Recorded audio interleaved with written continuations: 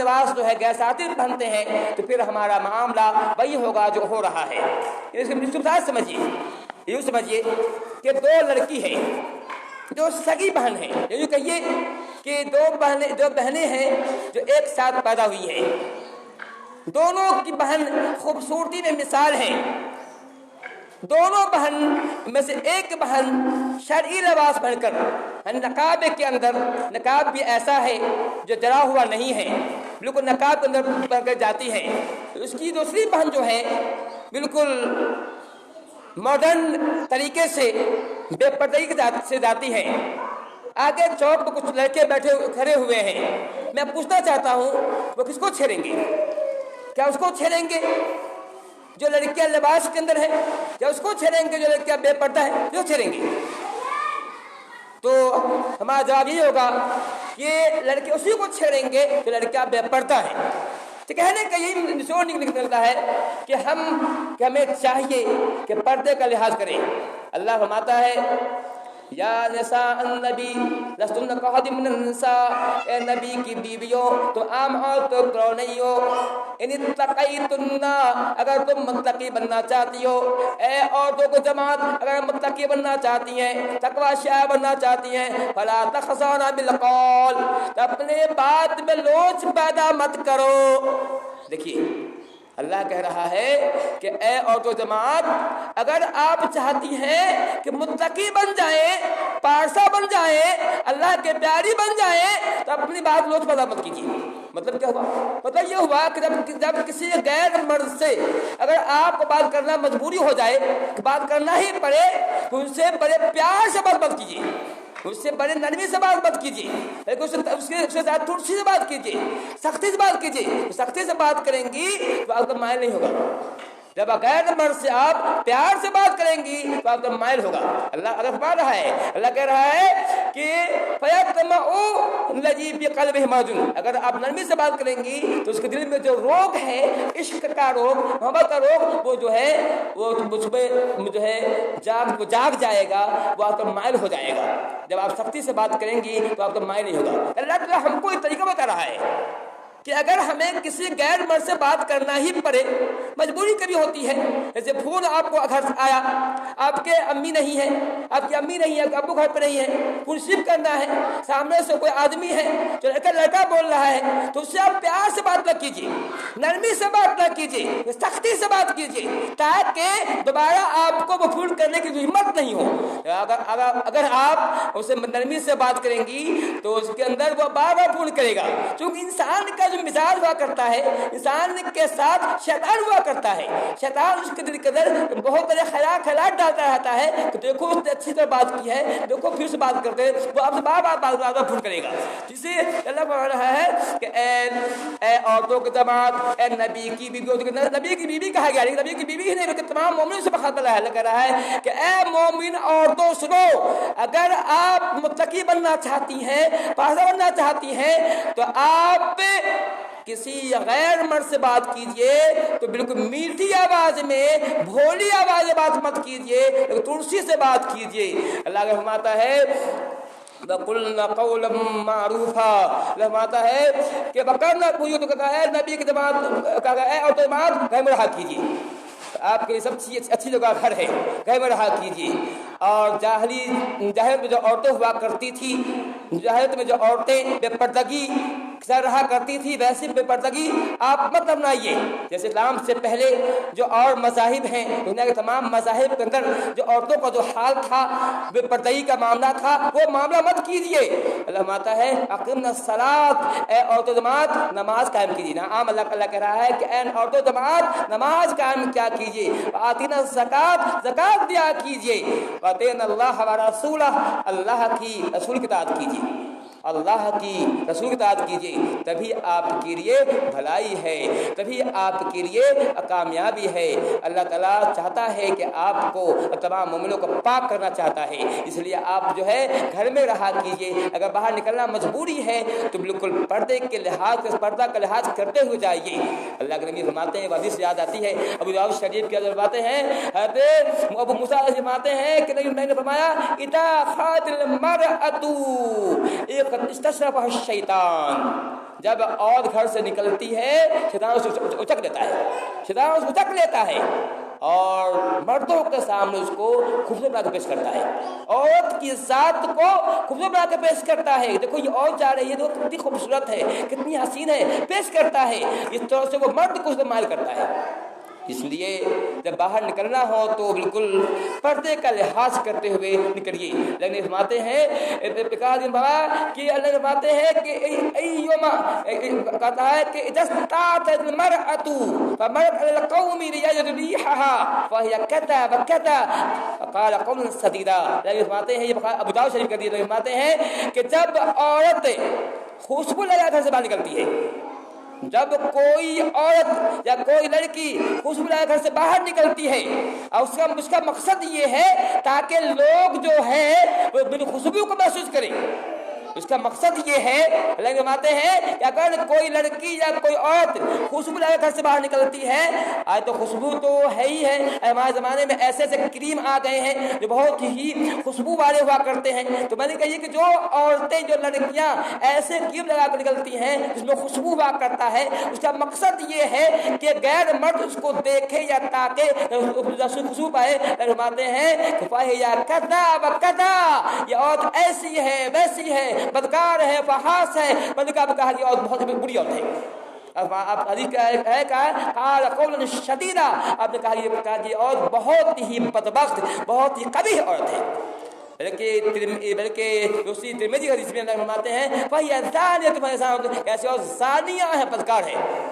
دیکھیے نا کہ وہ زنا نہیں کیا ہے، بدکاری نہیں کی ہے، صرف جو گھر سے نکلی ہے اور بدن کے اندر عطر لگائے ہوئی ہے یا پھر ایسے کریم لگائے ہوئی اس میں خوشبو ہے، اور اس کا مقصد یہ ہے کہ جو لوگ جہاں تک کھڑے ہاتھ لگے ہوتے ہیں اس خوشبو کو محسوس کرے، تاکہ رحمت ہے کہ وہ زانیہ بدکار ہے۔ اندازہ کیجئے کتنی بدترین چیز ہے یہ بے پردگی۔ اللہ کے نبی صلی اللہ علیہ وسلم نے ہمیں اس سے کتنا منع، سختی سے منع کیا ہے، کہا ہے کہ پردے کا لحاظ کیا کرو۔ اگر آپ ہندو مذہب کی تاریخ پڑھیں گے، اسلام سے پہلے کو چھوڑیے، اسلام کے آنے کے بعد جب اسلام میں آیا تو ہندو مذاہب کے اندر بھی اسلام کا دیکھا دیکھی اس کے اندر پردہ آیا، اس کے اندر پردہ آیا۔ چنانچہ ہندوستان کے سب سے پہلے انسان جس کو نوبل پرائز دیا گیا تھا رابندر ناتھ ٹیگور، وہ لکھتے ہیں کہ ہمارے زمانے میں جو ہندو عورتیں ہوا کرتی تھی جب اسنان کرنے جایا کرتی تھی تو وہ کھلے نہیں جایا کرتی تھی، ان کو ایک پالکی کے اندر بٹھایا جاتا تھا اور پالکی پر پورا کور کیا جاتا تھا اور پالکی سمیت اس کو دریا دبایا جاتا تھا، اسنا دیا تھا۔ یہ پردے کے لحاظ ہندو مذہب میں آیا۔ اسلام کا دیکھا دیکھی، اسلام کو اسلام کیا، جب مسلمان عورتوں نے یہ پردہ کیا تو دیکھا دیکھی ہندو مذہب میں یہ بات آئی کہ ہندو خواتین جو تھی زمانے کے اندر جو بالکل پردے کے لحاظ کرتی تھی، گھر سے باہر نکلتی تھی تو وہ اپنا سر پورا ڈھاکے ہوا کرتی تھی، کبھی کبھی عورتیں جو ہے گر جایا کرتی تھی، اس لحاظ سے پورا منہ کو لپیٹے ہوتی تھی، چلنے بھی ہوتی تھی، ان کا یہ معاملہ تھا۔ تو میں یہ کہنا چاہتا ہوں کہ ان کے یہاں دیکھا دیکھی یہ معاملہ ہوا، ہمارے یہاں کیا معاملہ ہوا سوچتے کی ہے، کیا پردہ اس زمانے رہا ہوگا۔ لیکن آج نہ ہندو مذہب کے اندر پردہ ہے نہ مسلمانوں میں پردہ ہے، مسلمان بھی بے پردگی کا شکار ہو گئے ہیں۔ بڑے ہی بہت افسوس کی بات ہے۔ اللہ فرماتے ہیں، اللہ کے نبی فرماتے ہیں، یہ حدیث میں بات کرنا چاہتا ہوں، فرماتے ہیں نساء کاسیات عاریات مائلات، فرماتے ہیں کہ ایسی عورتیں جو کپڑا پہن کر ننگی رہتی ہیں، فرماتے ہیں کہ دو طرح کے لوگ ہیں جو جنت میں نہیں جائیں گے، جنت کی خوشبو نہیں پائیں گے۔ دو طرح کے لوگ ہیں جو جنت کی خوشبو نہیں پائیں گے۔ کہا کیا کون؟ کہا اس میں ایک وہ مرد جو ہر وقت اپنے ہاتھ میں لاٹھی لیے رہتا ہے، لوگوں کو پیٹتا رہتا ہے، اپنی بیوی کو گھر کے لوگ پیٹتا رہتا ہے، ایسا آدمی جنت کی خوشبو نہیں پائے گا۔ کا دوسرا وہ عورتیں جو کپڑا پہن ننگی ہیں، کپڑا تو پہنے ہوئی ہیں لیکن لباس اتنا باریک ہے، اتنا پتلا ہے کہ لباس پہننے کے باوجود اس کے جسم کا انگ نمایاں ہو رہا ہے، یا پھر لباس اتنا چست ہے کہ کپڑا پہننے کے بعد ننگی ہے۔ یوں کہیے کپڑے کے تھڑوں کے بدن جھانک رہا ہے، ایسا معاملہ ہے۔ اللہ فرماتے ہیں کہ ایسی عورتیں جنت کی خوشبو نہیں پا پائیں گی۔ جنت دور کی بات ہے، جنت دور کی بات ہے۔ جنت کی خوشبو جو 40 میل دور سے آتی ہوگی، اس کی خوشبو نہیں پا پائیں گی۔ یہ حال ہے۔ اس لیے میری ماں، میری بہنوں، میں آپ سے التماس کرنا چاہتا ہوں کہ اگر آپ کو اس بات پہ یقین ہے کہ ہمیں مرنا ہے، اب مرنا ضرور ہے، سب نے مانا ہے کہ موت آئے گی، چاہے وہ مسلمان ہو یا کافر ہو، حتیٰ کہ تحریہ نے بھی اس بات کو مانا ہے کہ موت آنی ہے، سب کو آنی ہے۔ جب اس بات یقین ہے کہ قیامت آئے گی، جب اس بات یقین ہے کہ قبر کا عذاب برحق ہے، جب مانتی ہیں تو آپ پردے کا لحاظ کیجئے۔ چونکہ عبداللہ بن باز عبداللہ کا فتویٰ ہے، ان کا فتویٰ ان کا ہے کہ جو عورت پردہ کا انکار کرتی ہے وہ کافر ہیں، وہ انبلیورس ہیں۔ جو پردے کا انکار کرتی ہیں the hijab وہ انبلیورس، وہ عورتیں جو پردہ کا منکر ہیں کیا کرتی ہیں؟ وہ کافرہ ہیں، وہ کہتے ہیں۔ تو کہنے کا مطلب یہ ہے کہ ہماری ماؤں بہنوں کو چاہیے کہ وہ پردے کا لحاظ کریں۔ بس ایک دو حدیث پڑھ کے بعد سمجھ جاتا ہوں۔ آپ صلی اللہ علیہ وسلم کے پاس آپ کی بیوی حضرت عائشہ رضی اللہ عنہا، ان کی بہن اسماء رضی اللہ عنہا آتی ہیں، ابھی زیادہ عمر نہیں ہے، وہ آتی ہیں۔ آپ صلی اللہ علیہ وسلم حدیث کے اندر ہے علیہ ثیاب رقاق، وہ لباس پہنی، وہ لباس پتلا لباس تھا، ان کا لباس باریک لباس تھا۔ جب آپ نے دیکھا کہ اسماء رضی اللہ عنہا کا لباس پتلا باریک ہے، فآذ عنہا، آپ نے اس سے منہ پھیر لیا،